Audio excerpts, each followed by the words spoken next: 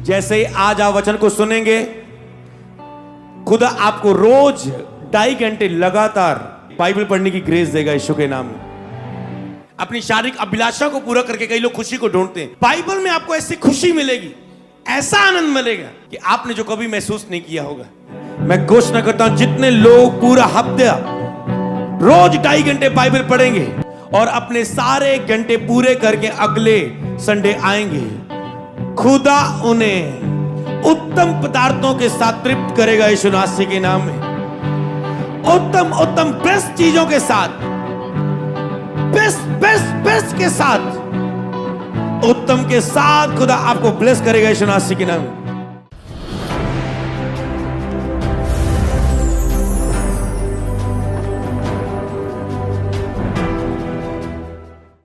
मैं खुदा का धन्यवाद करता हूं जिसने आपको प्रार्थना का आत्मा दिया, 5 घंटे रोज आत्मिक क्रियाओं में उसके साथ बैठने का अनुग्रह दिया, और आज आप अभिषेक को अपने ऊपर देख चुके हैं यीशु मसीह के नाम में। ये मसा आपकी लाइफ के ऊपर आ चुके हैं। दाऊद को तब पता नहीं चला, तब तो कुछ हिलजुल नहीं हुई जब सिर पर तेल आया, वो केवल ऑयल आया, केवल अभिषेक आया। दाऊद को तब पता चलने लगा जब खुदावन उसे जीत दिलाता था, जब वो आगे बढ़ता जा रहा था, उसका अनॉइंटिंग, उसका मसा बढ़ता गया और खुदा उन्हें शत्रु की ताकतों को खदेड़ने के लिए यूज करता गया। ऐसे आपकी लाइफ के ऊपर मसा आ चुका है। जब ये आपकी लाइफ में डिलीवरेंस दिखेगी, आप जान जाएंगे। जब आपकी लाइफ में फेवर दिखेगा, ग्रेस दिखेगी, आप जान जाएंगे। जब ये मसा आपको बढ़ाएगा, आप जान जाएंगे कि सचमुच मसा मेरी लाइफ में आ चुका है यीशु के नाम में। इन बीते दिनों में मैंने उन लोगों की टेस्टिमनी सुनी है चर्च में, जो रेगुलर खड़े होते थे, आगे खड़े होते थे, कोई जो सेवा में थे, कोई फॉरेन जा चुका है, कोई ब्लेस हो चुका, कोई हीलिंग ले चुका है। खुदावन टच करे उन लोगों को, खुदावन आपकी प्रार्थना का उत्तर दे रहा है, और कोई अंधकार की शक्ति आपकी प्रार्थना का उत्तर रोक ना पाएगी यीशु के नाम में। हालेलुया। और आज मेरी प्रेयर है कि जैसे परमेश्वर ने आपको आत्मिक क्रियाओं में 5 घंटे रोज रहने का अनुग्रह दिया, अपने सामने रहने का अनुग्रह दिया, आज परमेश्वर आपको निरंतर बाइबल पढ़ने की ग्रेस दे यीशु मसीह के नाम में। मैं मांगता हूं खुदावन बाइबल पढ़ने की ग्रेस को चर्च के ऊपर, व्यक्तिगत रूप में, अकेले में खुद अपनी बाइबल को पढ़ने की ग्रेस आज आपकी लाइफ के ऊपर आए। अपने हाथों को उठाओ, ये ग्रेस मांगो। सब जन अपने हाथों को उठा के प्रचार सुनना एक अलग बात है।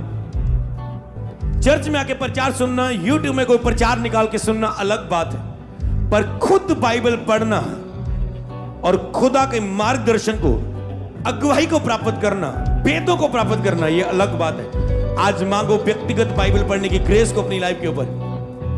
मांगो मांगो मांगो। बहुत सारे लोग 5 घंटे प्रार्थना कर पाए, वो उसमें वर्शिप कर पाए, वो गैर जवान में प्रे कर पाए, वो फायर प्रे कर पाए, वो टॉपिक्स पर प्रेयर कर पाए, पर वो बाइबल नहीं पढ़ पाए ज्यादा समय। अकेले में व्यक्तिगत वेदों के साथ, रेमा वचनों के साथ, खुदा की आवाज लेते हुए वो वचनों को नहीं पढ़ पाए। आज ग्रेस को मांगो अपनी लाइफ के ऊपर। खुदा मुझे बाइबल पढ़ने की ग्रेस दे परमेश्वर, ग्रेस दे, ग्रेस दे, ग्रेस दे मुझे परमेश्वर, ग्रेस दे मुझे परमेश्वर। तूने जो अपने आप को दीन किया मेरे अनुग्रह के लिए, तो आज मैं तुझे ये अनुग्रह देता हूं। यीशु मसीह के नाम में मांगते हैं, बोले आमेन, आमेन, आमेन, आमेन, आमेन, आमेन, आमेन, आमेन, आमेन। तारीफ करो जोर से परमेश्वर की, जोर से। खुदावन आज आपको पर्सनली बाइबल को पढ़ने का ग्रेस देगा, जैसे आप इस वचन को सुनेंगे और लास्ट प्रेयर को अटेंड करेंगे, क्योंकि आपने अनुग्रह मांगा है, और खुदा आपको अनुग्रह के बिना नहीं भेजेगा यीशु मसीह के नाम में। हालेलुया। टॉपिक यही है, जो हमारी प्रेयर है यही टॉपिक है, और उसे स्क्रीन पर देखेंगे और आप उसे नोट कर लेंगे, आप उसे लिख लेंगे। हालेलुया। ओके, बाइबल पढ़ने की ग्रेस को हासिल करना उनके लिए ये इजी है जो 5 घंटे प्रेयर कर पाए, उनके लिए ये इजी है इस तक पहुंचना। क्योंकि जब आप आत्मिकता में रहते हैं, कभी भी अपने आत्मिक लेवल को कभी भी कम ना होने दो। हालेलुया। क्योंकि शैतान आपके आत्मिक लेवल को कम करके आपको गिराने की कोशिश करता है और रोकने की कोशिश करता है। पर अगर आप शैतान की चालों से अनजान नहीं हो, तो वो आपके आत्मिक लेवल को कभी कम नहीं होने देगा, और बाइबल आपके आत्मिक लेवल को बढ़ाता है। प्रार्थना करना आपके आत्मिक लेवल को बढ़ाता है। लास्ट आपने वचन सुना था कि प्रार्थना और बोलने की ग्रेस को हासिल करना। तो आज आप सीखेंगे कि बाइबल पढ़ने की ग्रेस को हासिल करना। पढ़ेंगे आज का पहला वचन, वचन संहिता में से मैं ऐसे शुरू करूंगा, उसका 1 अध्याय, उसकी 1 आयत से लेकर 3 आयत तक। क्या ही धन्य है वह पुरुष जो दुष्टों की जुक्ति पर नहीं चलता, ना पापियों के मार्ग में खड़ा होता है, और ना ठट्ठा करने वाले की मंडली में बैठता है। 3 बातें यहां पर आई। कहते धन्य है वो व्यक्ति। कौन सा व्यक्ति? जो बाइबल पढ़ता है, जो बाइबल पढ़ने में लगा रहता है। ना तो वो दुष्टों की जुक्ति में चलता है, जो दुष्ट व्यक्ति की जुक्ति बनाता है, प्लानिंग करता है, उसकी आत्मिक जुक्तियां उसके अंदर आती बढ़ने की। ना तो वो पापियों के मार्ग में खड़ा होता है। उसे जो बाइबल पढ़ने को लगातार दिन रात वचन पढ़ता है, वो पापियों के मार्ग में खड़ा नहीं होता।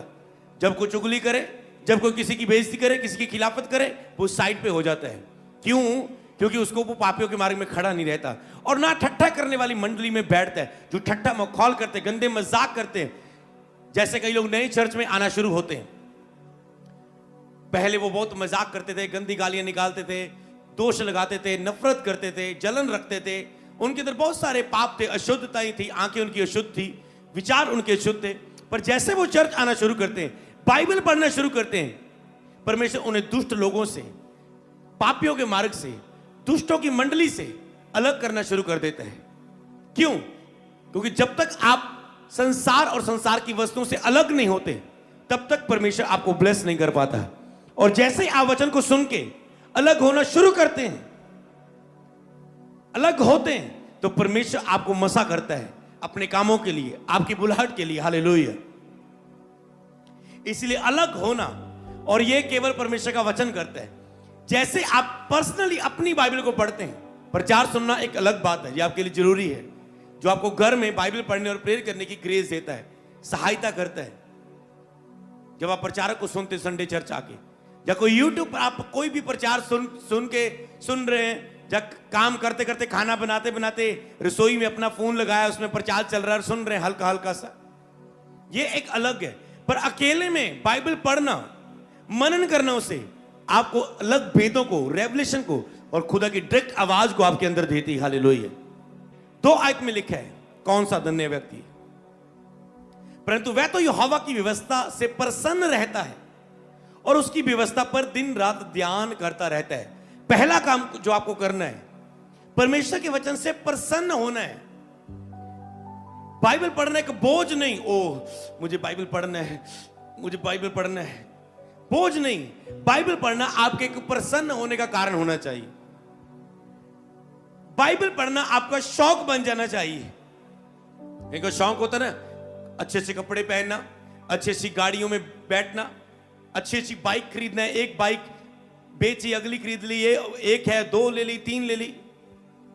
घूमने का शौक, टीवी देखने का शौक, गेम खेलने का शौक, बुरे शौक भी है लोगों के, अच्छे शौक भी है।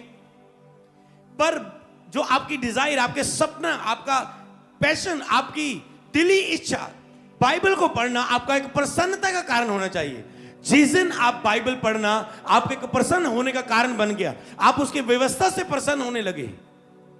क्योंकि बाइबल क्या है? बाइबल परमेश्वर का हृदय है, बाइबल परमेश्वर का दिल है, बाइबल एक शीशा है। जब आप बाइबल पढ़ते हैं, आप परमेश्वर के दिल को पढ़ रहे हैं। परमेश्वर क्या चाहता है, परमेश्वर क्या नहीं चाहता, परमेश्वर क्या चाहता मैं करूं, परमेश्वर क्या चाहता मैं नहीं करूं, परमेश्वर क्या चाहता है मेरे जीवन में, तो आप उसे जान पाते हैं। बाइबल एक शीशे की तरह है, आपकी कमियों को दिखाता है। ये बात को दूर कर तो मैं तेरे जीवन में ये करूंगा, ऐसे मांग तो मैं ऐसे करूंगा, ये काम कर तो मैं तेरी लाइफ में ये काम करूंगा। तो बाइबल आपका एक मार्गदर्शन करती है, आपको अगुवाई करती है। आपको नहीं पता क्या करना है क्या नहीं करना, पर बाइबल आपकी अगुवाई करती है। जैसे आप वचन पढ़ते हैं, वचन में से परमेश्वर आपको अगुवाई करना शुरू करता है, वचन में से परमेश्वर आपसे बात करना शुरू करता है।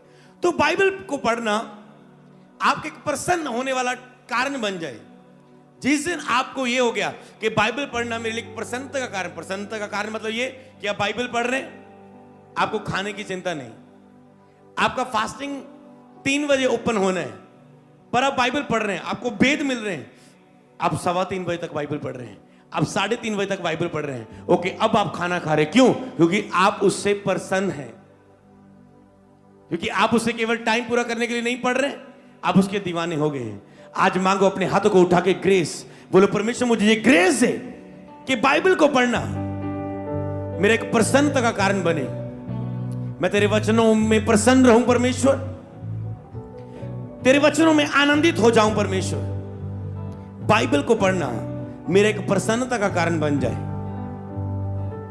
मैं तेरी व्यवस्था से प्रसन्न रहूं परमेश्वर, मेरी पहली खुशी आज से तेरे वचन में से हो परमेश्वर। कई लोग पूरे दिन भर अपनी शारीरिक खुशियों को लेते हैं, पर बोले परमेश्वर मेरी पहली खुशी तेरा वचन होगा। जैसे आपकी पहली खुशी परमेश्वर का वचन होगा, मैं देख रहा हूं जो आपके पास बच्चा नहीं है और बच्चे होने की खुशी आप लेना चाहते हैं, वो आपकी जिंदगी में होगी, ये भविष्यवाणी यीशु नासरी के नाम में। जो अपनी मैरिज की खुशी लेना चाहते हैं और उनकी मैरिज नहीं हो रही, जैसे आप बाइबल की से खुशी लेंगे, बाइबल आपकी प्रसन्नता का विषय होगा, आपकी मैरिज आपकी जीवन में होगी यीशु मसीह के नाम में। जैसे आपकी जॉब जो आपकी प्रसन्नता का विषय होगा, जैसे आप बाइबल में प्रसन्न रहना शुरू करेंगे, आपकी जॉब, आपका बिजनेस, आपका फाइनेंस आपकी प्रसन्नता का विषय बन जाएगा यीशु नाम में। बोलो आज से मैं अपनी प्रसन्नता के लिए बाइबल को पहला स्थान दूंगा, यीशु मसीह के नाम में मांगते बोले आमेन। और उसकी व्यवस्था पर दिन रात ध्यान करता है। दिन रात ध्यान कौन करेगा? जो उससे प्रसन्न है। जो प्रसन्न नहीं है वो दिन को तो पढ़ेगा, रात को पढ़ना भूल जाएगा। जो उससे प्रसन्न नहीं है रात को तो पढ़ेगा, सुबह बिजी हूं मैं, जल्दी जाना है जॉब पर, काम पर, मेरे काम बहुत है, पढ़ना भूल जाएगा। पर जो उसे प्रसन्न है वो दिन रात ध्यान देगा उसे। एक दिन प्रभु की दासी बता रही थी कि मैं सुबह बाइबल पढ़ के जाती थी, रात को आके बाइबल पढ़ती थी, जॉब में मुझे ब्रेक मिलता था, मैं शांत में जाके पार्क में जाके बाइबल पढ़ती थी। बाइबल पढ़ना उनके प्रसन्नता का विषय था और परमेश्वर ने उन्हें मसीह जीवन में कि मुझे परमेश्वर तेरी इच्छा मेरे जीवन में पूरी हो, और आज एक बड़ी सेवकाई में वो सेवा कर रहे हैं, उनकी प्रसन्नता खुदा ने पूरा की। मैं आपको बताऊं ये बात श्योर है, जैसे आप बाइबल में प्रसन्न रहना शुरू करेंगे, आप देखेंगे परमेश्वर आपको हर एक अच्छी वस्तु से प्रसन्न करेगा यीशु नासरी के नाम में।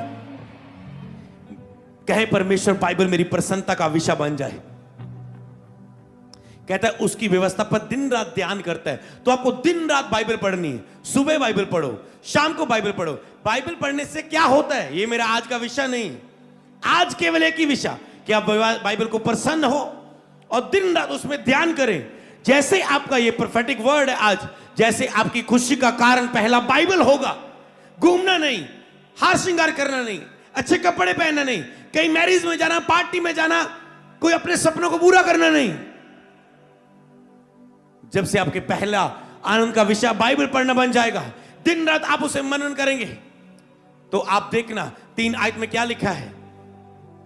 कहता है वह उस वृक्ष के समान है जो बहती नालियों के किनारे लगाया गया है और वह अपनी ऋतु में फलता है, उसके पत्ते कभी मुरझाते नहीं, इसलिए जो कुछ वह पुरुष करे वह सफल होता है। जिस दिन आप बाइबल के दीवाने हो गए, अगर कोई आपको प्रपोज करे मैं तुझसे फ्रेंडशिप करना चाहती हूं, आप बोलना मेरी फ्रेंडशिप किसी के साथ हो चुकी है। बोलेगी किसके साथ? बोलना बाइबल के साथ। मेरे दिल में जगह नहीं है, आई एम सॉरी, मेरे दिल में किसी के लिए जगह नहीं है। क्यों? क्योंकि मेरे दिल में मेरे परमेश्वर के लिए जगह है।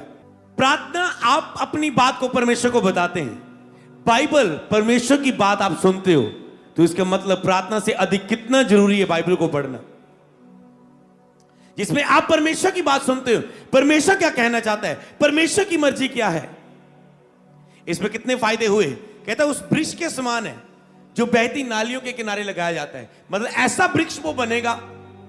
बाइबल में हमें एक वृक्ष के समान भी कहा गया है कि तुम फलो, फल लाओ, तो ये कहता तुम ऐसा वृक्ष बनोगे जो नालियों के, बहती नालियों के किनारे, मतलब जिसको पानी मिलता रहेगा, जिसके अंदर से जीवन की जल की नदियां बहती जाएंगी। हालेलुया। और अपनी ऋतु में, मतलब ऋतु में फलता है, मतलब आप व्यवस्था में बिजी रहो। आपकी कब मैरिज होनी है खुदा जानता है, कब बेबी देना है जानता है, कब जॉब देनी है वो जानता है। ऋतु के अनुसार, समय के अनुसार हर अच्छी वस्तु आपकी लाइफ में एंटर होती जाएगी यीशु मसीह के नाम में। जैसे आप बाइबल पढ़ने में व्यस्त होंगे, कहते उसके पत्ते कभी मुरझाएंगे नहीं, मतलब वो कभी आत्मा में कमजोर नहीं होगा, वो कभी भी शारीरिक रूप में कमजोर नहीं होगा, वो कभी भी आर्थिक रूप में कमजोर नहीं होगा, वो कभी भी मानसिक रूप में स्ट्रांग नहीं होगा, वो मन में पूरा स्ट्रांग होगा, हृदय में पूरा स्ट्रांग होगा, फाइनेंस में स्ट्रांग होगा, आत्मिक जीवन में स्ट्रांग होगा। उसके पत्ते कभी मुरझाए नहीं, उसका चेहरा, उसकी लाइफ कभी मुरझाई हुई सी नहीं रहेगी। हालेलुया। सबको जय मसीह की। मैं जतिन बब्बर और आप देख रहे हैं मसीह परिवार चैनल। जैसे कि आप सब जानते हैं कि मैं इस चैनल पे प्रभु के अलग अलग दासों की वीडियोस डालता हूं, तो अगर आपको हमारा चैनल अच्छा लगता है तो आप इस चैनल को ज़्यादा से ज़्यादा सब्सक्राइब जरूर करें, ताकि आप प्रभु के वचन को सुन सके। वीडियोस को ज़्यादा से ज़्यादा शेयर करें, ताकि जिन लोगों तक वचन नहीं पहुंचा उन तक भी वचन पहुंच सके। सबको जय मसीह की। एक बार मैं आपसे दोबारा कहूँगा कि इस चैनल को सब्सक्राइब जरूर करें और वीडियोज़ को ज़्यादा से ज़्यादा शेयर करें। जय मसीह की।